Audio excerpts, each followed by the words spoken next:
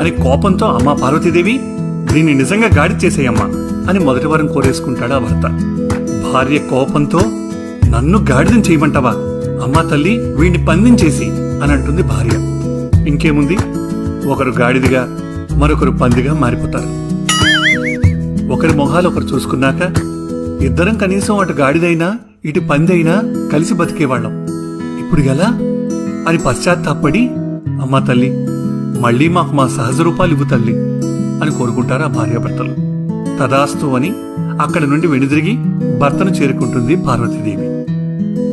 నవ్వుతున్న శివుని చూసి చిన్నపుచ్చుకున్న పార్వతీదేవి, అంతలా మీరేం నవ్వక్కర్లేదు, ఏది మీరెవరికైనా వరాలు ఇవ్వండి చూద్దాం, వాళ్ళెలా ఉపయోగించుకుంటారో నేను చూస్తాను అంటుంది పార్వతీదేవి.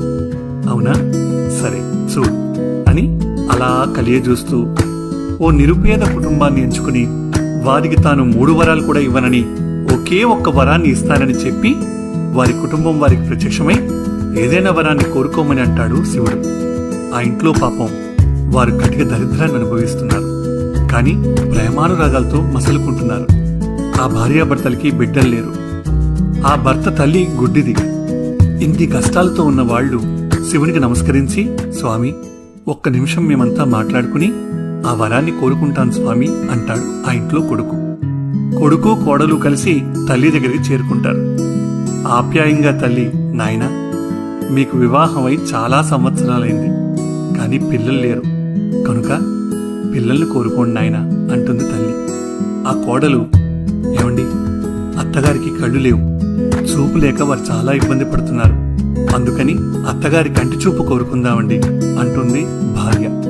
ఇద్దరి మాట విన్న కొడుకు శివుని దగ్గరికి వచ్చి, స్వామి నా పండంటి కొడుకు బంగారు ఊయల్లో ఊగుతుండగా నా కన్న తల్లి కళ్ళారా చూసుకునే వరం ఇవ్వండి స్వామి అని కోరుకుంటాడు. అంతే, ఇంకేముంది, పండంటి కొడుకు అనగానే వారికి బిడ్డలు లేని లోటు తీరిపోయింది. బంగారు ఊయల్లో అనగానే వారికున్న దరిద్రం అంతా తొలగిపోయింది. నా కన్న తల్లి చూసేలా అనగానే తల్లికి చూపు వచ్చేసింది. ఆస్తిపాస్తులు, విద్య, హోదా ఏది పెరిగినా సరే కుటుంబ వ్యవస్థలో పంచుకునే ప్రేమానురాగాలతో సాటి రావని గుర్తించండి. కుటుంబ వ్యవస్థ విచ్ఛిన్నమై చిన్నాభిన్నమై పూర్వం అందరూ కలిసి ఎవరి ఇంట్లో వాళ్ళు ఉన్న రోజుల నుండి ఇప్పుడు ఎవరి గదుల్లో వాళ్ళు బ్రతుకుతూ, ఎవరి టీవీ వాళ్లది, ఎవరి డబ్బు వాళ్లది, ఎవరి గోల వారిది అన్నట్టు బ్రతుకుతున్న రోజులివి. అభిమానాలు, అనురాగాలు మర్చిపోతున్న కాలమిది. కలిసి కనీసం భోజనం కూడా చేయలేని కుటుంబాలున్న దౌర్భాగ్య దినాలు మనవి.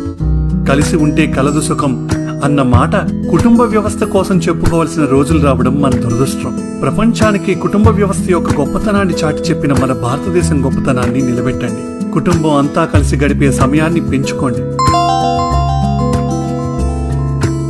సర్వే జనా సుఖినో భవంతు. మీ రాంప్రసాద్.